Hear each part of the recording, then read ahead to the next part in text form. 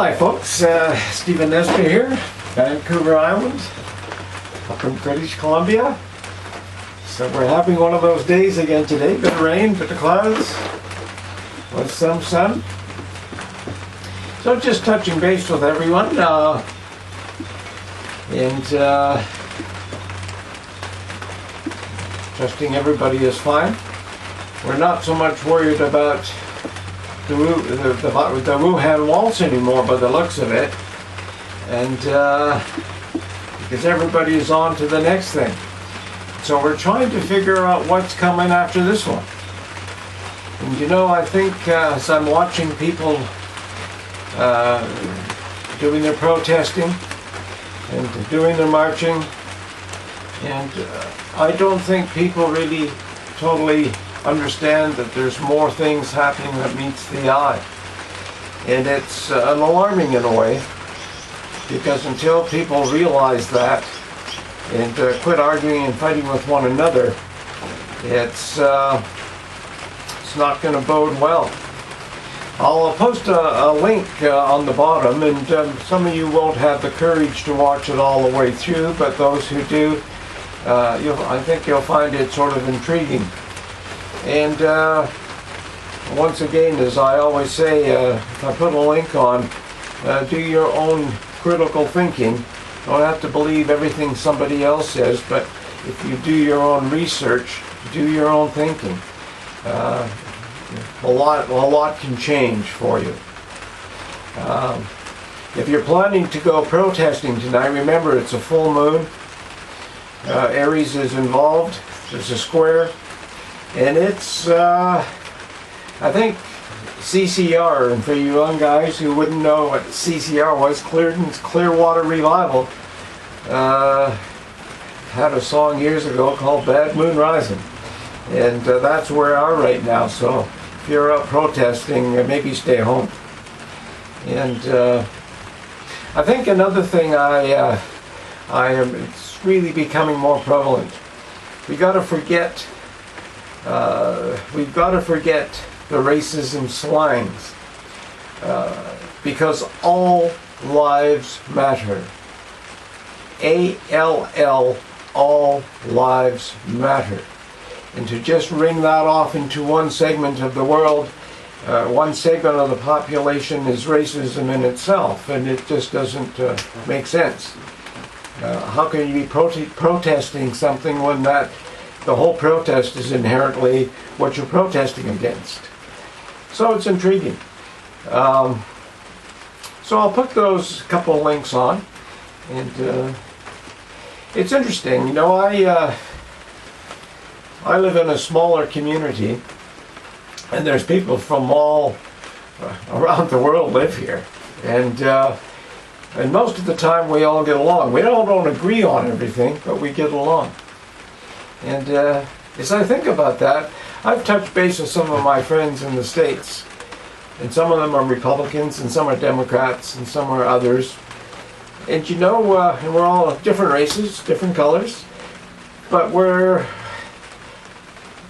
friends. And I have a deep respect we have a respect for one another. And it's that deep humanity that you have respect for. They're character people, good people, and no, if they're a-holes, well, I wouldn't be calling them and talking to them. And it's interesting, because some I haven't spoken with in, like I say, 15 years. And touching base now, because you realize you could get hit by a bus at any time, so maybe you should touch base and say hi to people. And it's been really, really refreshing to touch base again and talk to these folks. And again, we have different politics, but we're still people. We're different colors and different races, but we're still people, and we still get along well. And it's really so, when I look in, you know, I have pretty outspoken views, and some people who don't know me have called me racist. And our Prime Minister is going on about the systemic racism in Canada, and I think he's totally out to lunch. Desmond Cole is going on about this is systemic racism. And when I think about it, my dentist is from China. My doctor is from Africa. My optician is from India. And they're all cool people. They're all cool people. I don't look at them from where they're at or whatever. I look at them as people. They're cool people.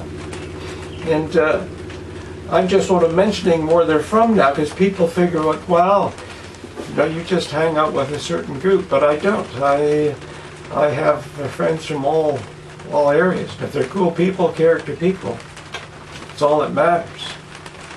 Another thing that I'm finding concerning, and we know that there's some bad apples in all police departments. There's some bad apples in all professions. But for people to call for defunding police forces, disarming police forces, I'm wondering, you must be smoking wacky tobacco. You really must, because one of the friends I called earlier today from Mississippi is not a Trump fan. Figures Trump's living in an illusion. And we didn't argue about that, because when we just talked about how we're feeling and what we're doing. And,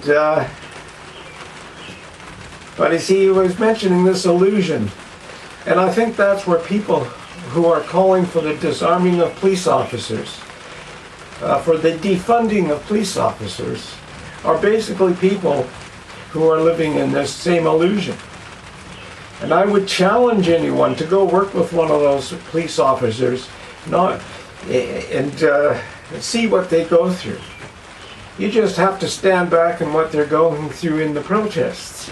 They're taking all sorts of abuse, all sorts of verbal abuse, taunting and whatever. And some of these people are quite young. They look like they might be 19, 20 years old. And yeah, it's sort of interesting. So I don't know. I think for the people who are screaming about the nastiness of police officers, do you really know any police officers? Maybe you should get to meet some. Maybe you should get to meet some. Maybe you should volunteer to go and ride around with them for a while to see what they go through. And not to the nice neighborhoods, but to the rough neighborhoods where they go through. And maybe you'd have a different idea. And if you know, who are you going to call if you're in trouble? Are you going to call the fellow breaking the windows? You know, we think that if we get rid of all law and order, it'll be a nice world, but that is an illusion. I mean, you're still going to have those idiots who are doing all that violence around. And when you have anarchy, I mean, you do as people say, or you're hurt badly. But so it's an interesting phenomenon. I think people should think deeply about it before they're marching in London, they're marching across Canada, they're marching across the US, they're marching in Australia for whatever. And this all started simultaneously. So you have to ask yourself, is there something going on here that we don't know, we don't quite understand? Or are we just really sheep and we follow whatever? Or are we just sheep and we follow whatever is blowing in the wind? You say last week people were annoyed with people not wearing a mask or not social distancing. And now it doesn't seem to matter. That's gone. It was like the plastic straws that everybody was bitching about. I forgot about that a long time ago. Climate change, nobody's worried about that. We were worried about got onto this virus after we ran out of toilet paper and saw it was serious, so everybody got on board with it. Now we're not worrying about that. We're not worrying about grandma getting sick.